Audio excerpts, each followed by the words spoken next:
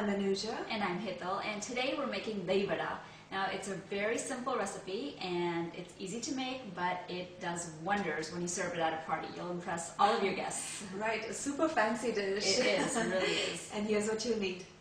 1 cup split black gram or urad dal, salt to taste, 1/4 teaspoon roasted cumin powder, 2 cups well-beaten yogurt or curd, water for grinding, chaat masala, roasted cumin powder, red chili powder to taste for garnishing, green chutney and tamarind chutney to taste for garnishing, finely chopped cilantro for garnishing, oil for deep frying. So for our vada, we have washed and soaked the urad dal really well, and it's been soaking, you want to soak it for at least about 6 hours or overnight if you have the time. And we've drained out all of the water from here, and now we're going to grind it. We have a blender over here, and we're going to add the dal in here. And so the two things that you need to keep in mind is, number one, it needs to be coarse grind, and number two, you need to use as less water as possible. So blenders do need a little bit of water, but if your dal is very well soaked, it won't need a whole lot. So just put it in care a little at a time, and we'll just go take it from there.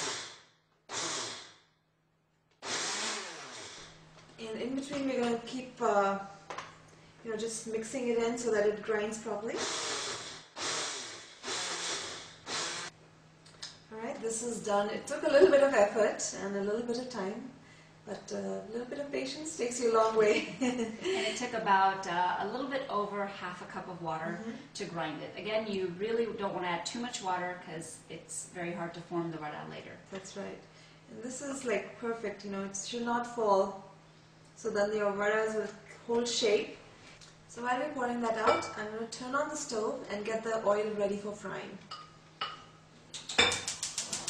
So we have our vada batter here. For Dahi Vada, all we're going to do is add a little bit of salt. And this is roasted cumin powder.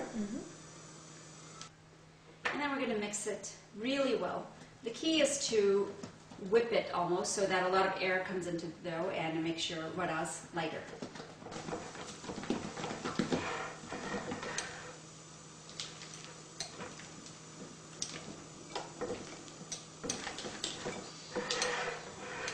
Okay, the oil has been heating up on medium heat, and you don't want it super hot, because if that happens, then the vada will get cooked from outside. It will get a nice color from outside, but inside will be raw and it will be doughy. So we have our batter here. It's very easy to make vada, especially because urad dal has a tendency to kind of shy away from water. So the trick into making these vada is to wet your hands. So we have just regular water here. You just dip your hands into the water, shake off the excess, and take a small portion of the dough into your hands. Kind of move it around so it forms a ball. And now with your thumb, you can gently press in the middle and form a hole. Now what we're going to do is just flip this into the oil.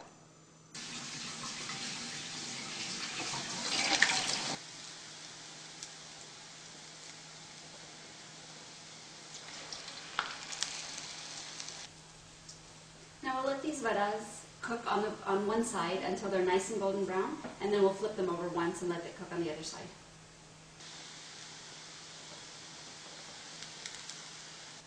Now this, making the hole in the vada takes a little bit of practice, and if you cannot do it, that's okay, you can just make smaller balls. The only reason why we prefer making the holes is because then the vada gets cooked evenly and faster. So, but if you can't do it, that's okay. Just make smaller balls, and you'll still have the same end result. In fact, if you happen to use too much water while grinding, this is the main thing that you won't be able to do, is make that hole if your batter is too loose. So you're looking for a very pretty golden color on both sides, and then they're ready to take out. We have a paper towel over here, and we're going to take these out on that so we can save a little more calories going into our stomachs. And now these actually freeze very well.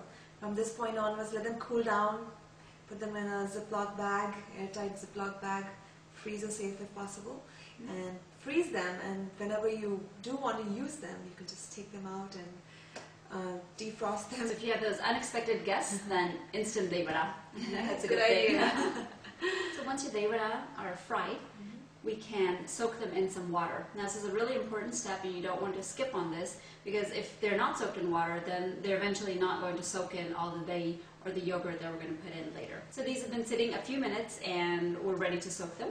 Yes, so this is room temperature water, and we're just going to salt it a little bit so that the vadas soak in a little bit of the salt and they're not just bland.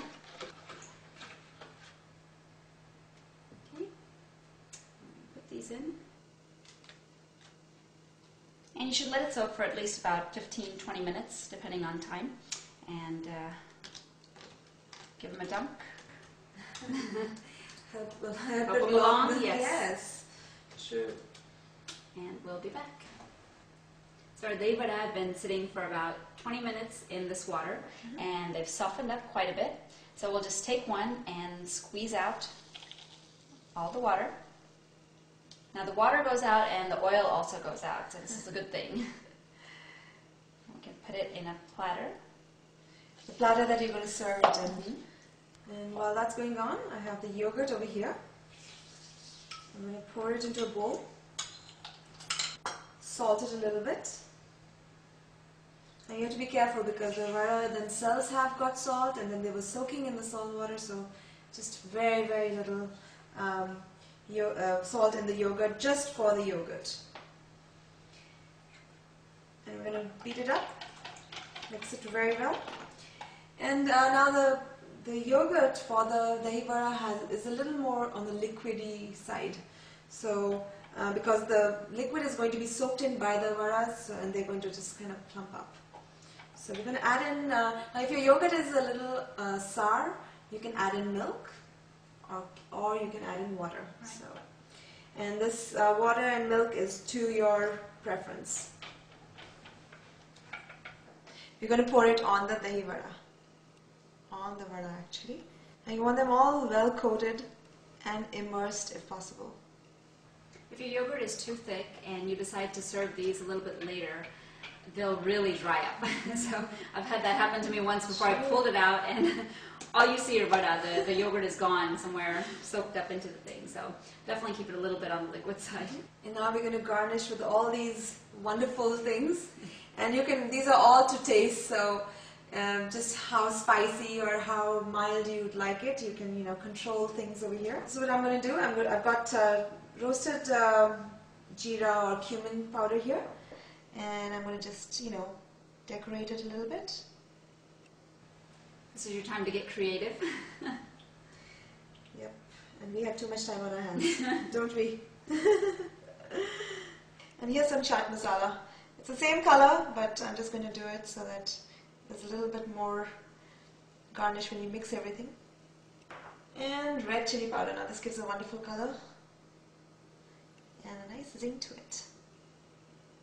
There really isn't any spice, of course, in the yogurt or in the vada itself. So if you like it spicy, this is your chance. Either with the red chili or with your chutneys, you can make them spicier and put that on.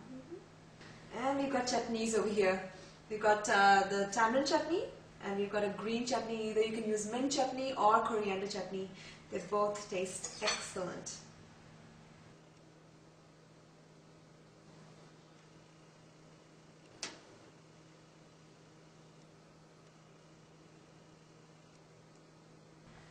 And last but not the least, this goes so well, and it adds such a wonderful splash of color.